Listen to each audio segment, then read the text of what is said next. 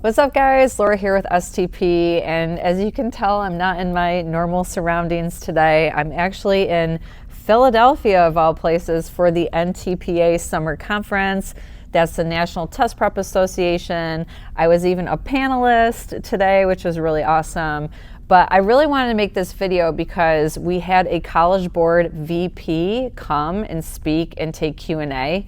And we learned a lot of information that's not readily available to the public. So I wanted to share with you all the juicy details about what is going to change, if anything, in 2024 with the digital SAT. So stick around and you will find out so much in this video.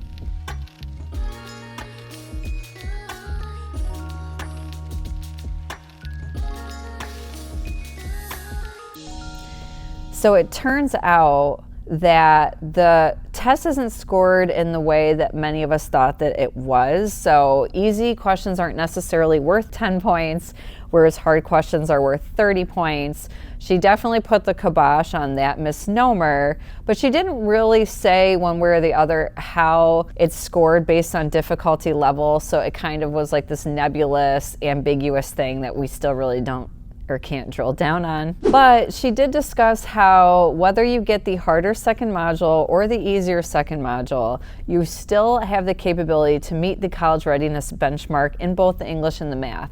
So according to like the graphs and the stuff that she showed, it's just really harder to do if you're a student that gets the easier second module, because you have to get virtually all of them right or most of them right in order to meet the benchmark. So it's definitely better for you to get the harder module, because then you have a higher likelihood of meeting the benchmark.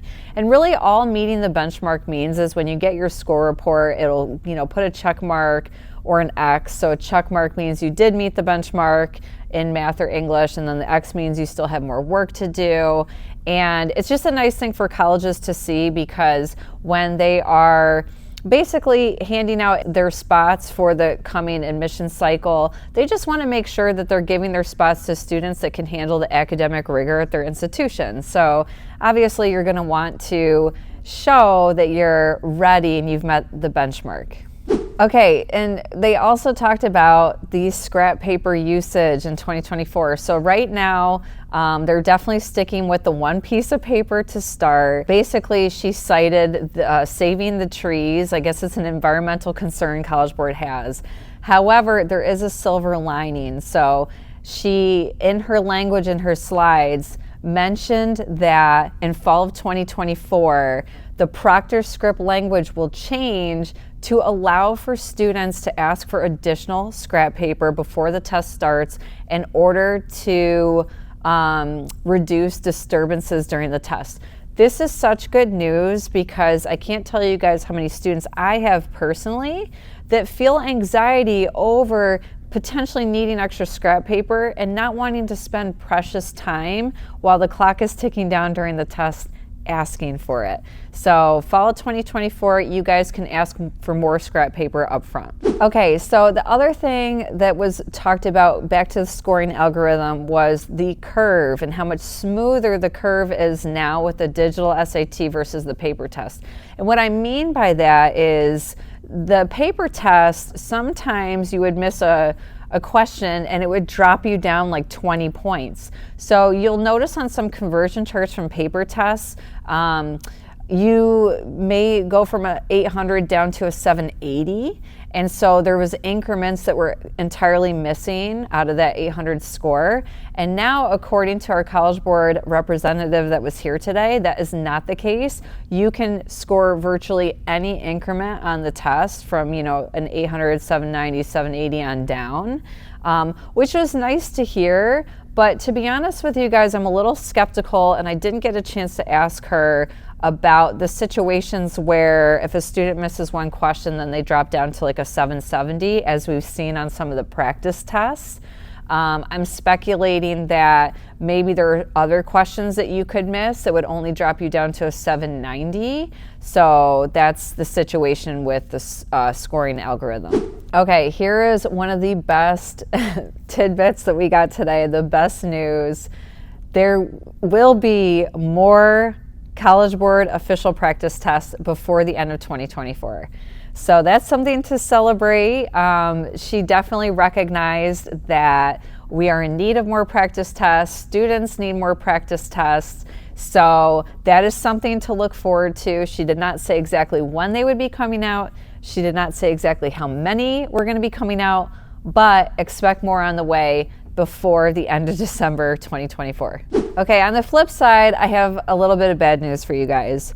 The bars are here to stay on the current score reports. So they have no plans to change those score reports at all and make them more granular in the future, which was pretty disappointing for us to hear, to be honest.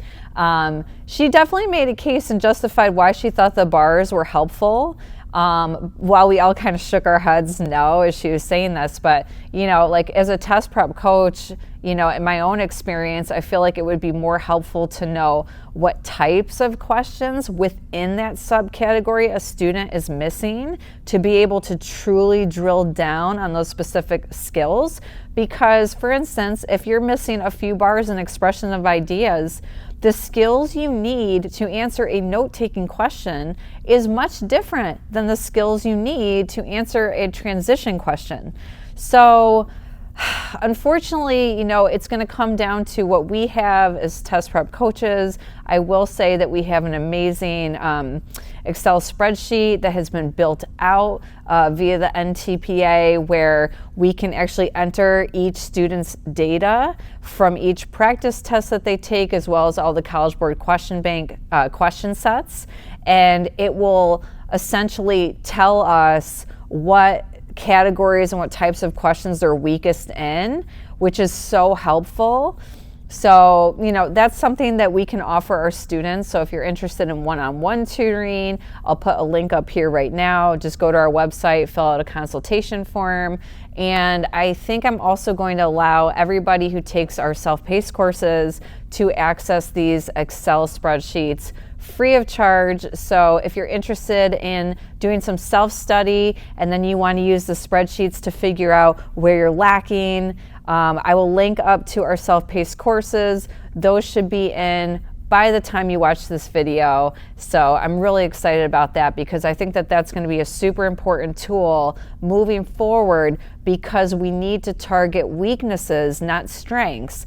And the breadth of what is covered on the SAT is so vast that if you try to do everything, it's just not an efficient use of your time. You need to be able to drill down and figure out specifically what you are weak in, so that you can actually maximize your output and reduce your time spent while you do that, right? So that is something that I want to encourage all of you to do. Okay, lastly, another bit of good news. If you haven't noticed yet, in College Board's question bank, they actually are giving an option that you can check a box and filter out questions that are live, meaning questions that are already within the Blue Book practice tests. That way, it doesn't taint your score and performance on a Blue Book practice test, because if you've seen the questions before, then that score is a little bit inflated if you remember the answers or have exposure. So when you use College Board's question bank, please make sure to filter out those live active questions. That way you will not see them until you take your practice test, and your score will be more accurate. All right, guys, that's it for now. I hope you found this video helpful. I will see you guys again very soon. Until next time, happy prepping.